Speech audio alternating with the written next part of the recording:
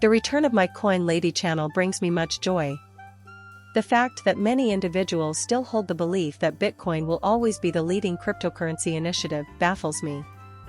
I find this very incomprehensible, particularly given the impending rules and the fact that utilities is the driving force behind this whole mess. We must discuss this, and it will be addressed. Stay tuned until the very end of the video, because we cover a lot of ground, particularly for those of you who own XRP. With a market cap of $1.85 trillion, it's clear that many people are optimistic about Bitcoin's future. They predict that Bitcoin will reach $1 million in the near future. It's moving here, it's moving there. The technology underlying Bitcoin is something I have always been critical of? Okay? Things that take a few minutes to settle aren't going to be on my mind when I consider technological advancements in the future. This is painfully sluggish. It's somewhat inconsistent, you know. I'm considering an idea for a really efficient project or piece of technology that would allow me to transfer tens of millions of dollars quickly, cheaply, and with little effort. We know that Arrington Capital tested sending $50 million using XRP and paid a fraction of what you would pay on basically just a small little transaction. We're talking about cents to dollars, because this is essentially why XRP was created. To make a long story short, XRP is among the most efficient cryptocurrencies and distributed ledger technologies, DLTs, for sending, receiving, or doing any kind of transaction. As of this now, XRP is worth $82.9 billion on the market. In my opinion, XRP will eventually outperform Bitcoin. Does this cycle have any plans? I highly doubt it. In a regulated utility-driven market, however, where prices are not dictated by, say, Michael Saylor's live television predictions that Bitcoin will reach $1 million, the apocryphal hype and speculation phase of this market is winding down, I do believe that XRP will be an enormous success. Just to review, the efficiency of the networks is the sole determinant of their value, which is determined by how widely used and efficiently they are put to use. Because real-world asset tokenization is the key issue to focus on right now, I want to go into more detail about this today. We call this securitize. Without a doubt, securitize has been dominating recently. Institutions and major players alike have been collaborating with them on tokenization projects, and we can see that some of their players are already using them.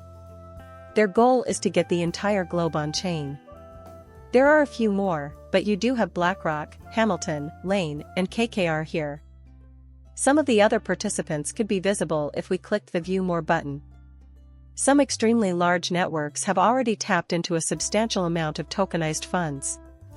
However, the reason I bring up securitize is because of their adoption status. We know that in March, for instance, BlackRock used securitize on the Ethereum network to construct the first tokenized fund. At the time, many people were predicting that Ethereum will be the most influential platform of all time. Guess what? Well, whatever. If we take a look at this from an institutional perspective, we can see that major firms like BlackRock are testing the waters with investments of millions, if not billions, of dollars. However, the actual money is still a ways off. The announcement of a $47 million strategic funding round involving Securitize, BlackRock, and a few other participants was made in May. On the other hand, BlackRock is pretty much a household name. This established BlackRock's presence. They are putting their money where their mouth is in terms of technology, and it's all for the sake of precaution, which we will discuss shortly. But if we visit the safe, it will be even worse. We have a compelling narrative that is driving the tokenization of physical assets.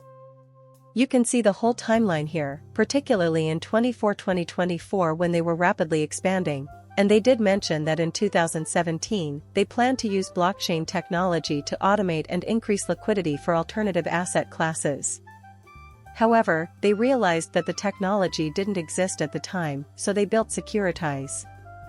Their role in the tokenization of nearly everything in our environment has been growing in recent years. For instance, BlackRock is represented on their board of directors. If you want to see who else is on this list, just check out their advisory board.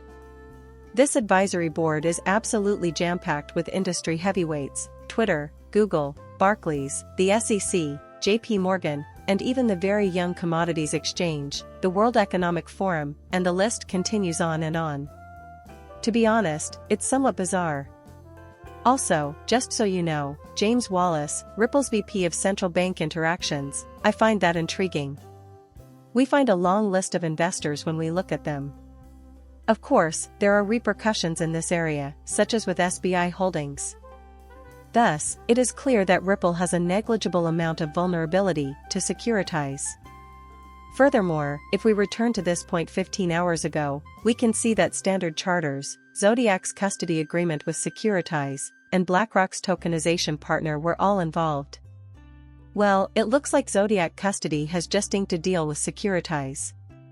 As a result, our partnership with Zodiac Custody provides compliant and secure custody solutions to institutional investors, letting them access tokenized assets like BlackRock BUIDL.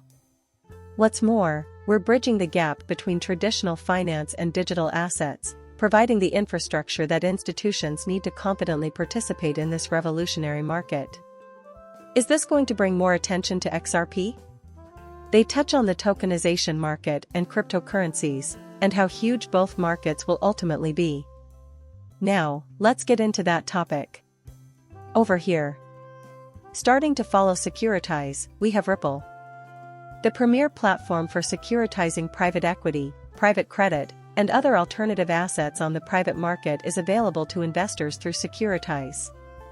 Additionally, if we were to visit this site at the middle of October, we would see that Securitize was featured in an article titled "The Power of Tokenization in the Digital Era" on Ripple Swell. Much obliged for taking the time to view my film. Thank you for watching my channel and for subscribing. I will see you later.